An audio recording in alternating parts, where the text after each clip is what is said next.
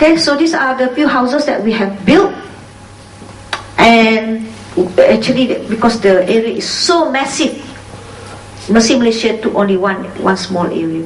So we were able to make 88 relocation houses for 250 people, and these are an integrated community with satellite health center, a mosque and a community center. So we try to build a community. Cannot take all. Aceh is such a big place. We only take one, and the amount of money is about 650,000 ringgit. And we commenced the work in February and we completed in April. Okay, so I recently went to Aceh again, 6 years later. This is the ship that was pushed from the sea up to the land, crushing all the houses underneath. And when we visited in 2010, the ship is still standing. It became a tourist attraction because they cannot move this big ton of ship. How? It's so heavy. And when I asked what happened to the people down there, it's still down there. The houses that is being crushed, still down there.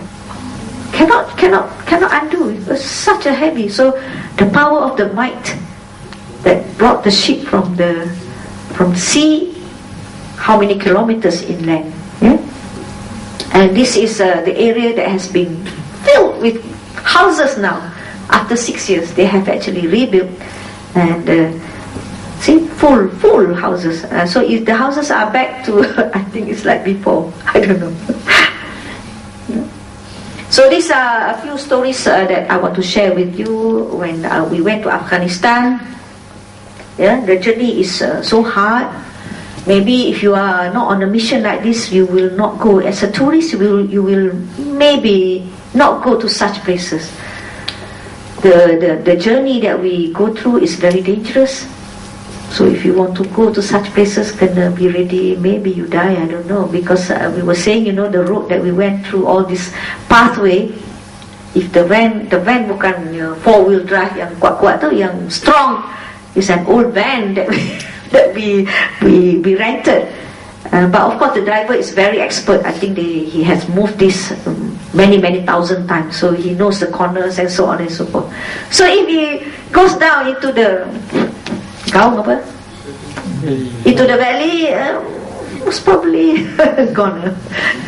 Nobody can save you. It's so depopulated, and even if you survive, I don't know whether the time for you to save you and go back to a big hospital to Allahu A'lam. So this is where if you want to feel the concept of you only leave everything to Allah subhanahu wa ta'ala after you have made certain arrangement, it's like this, in a situation like this. Because if we are complacent with our lives, that concept of tawakkal is not so sharpened. So this is the places that we go through to go to Kandahar. Along the road we see a lot of these we call beggars lah to ask some food or some drink or some money. But what puzzled me is that I don't know where these people come from, because as far as you can see, there's no houses, and also there is no vegetation. It's so dry. We went to Kosovo before, so we brought a goodie bag. Dalam goodie bag too, we have soap, we have panties, we have things that people need. So when we brought to this, it's not suitable. So that's why a team that recce or go and look what is needed by the society is very important. Because over here people, the men use, apa dia panggil benda tu? Dia punya kaki tu, the trousers are big trousers. They don't use underwear. That's number one. And they don't have a bath because there's no water. So the soap is useless. Even if you have soap, how do you use? So dry. You look at the clothes, it's all very, very dusty. So we have to repack our goodie bags and take all the soap and put in the hospital where we know there is water. So we don't give it to the people. So we have to adjust. as we go along with the care that we want to give, because you might want to give something that is not of use, kan? Membebankan dia. This is the hospital that our Malaysian army built in the border of Pakistan and Afghanistan, and I did operate in this hospital as well, and we were helping the refugees there. Yeah? So as doctors, inshallah, future doctors, you can work anywhere, in the desert, war zone, hospital, small, big. The main thing that my message was in with the students in Prague also, that you have to have your clinical skills. Very, very important, because in this sort of areas, you may not have your MRI, your CT scan, all that to help you. Clinical skills is the one that will help you. Yeah? So when you go to bedside teaching in the hospital, please examine the patient properly, and if they have symptoms and if they have signs, please examine them. Yeah, I scolded my student in Cyberjaya because I take them only once a week. So I do bedside teaching on obstetric and gynecology. So they do a lot of presentation on obstetric cases. So I did ask them, what about gynecological patient? One of the students answered me, oh, all these patients come on Sunday, doctor. On Monday, they already all operated. So by the time we come, all the signs finish.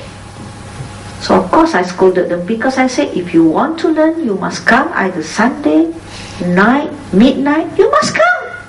Or else you miss. You miss the sign. You miss the big mass. You miss all that.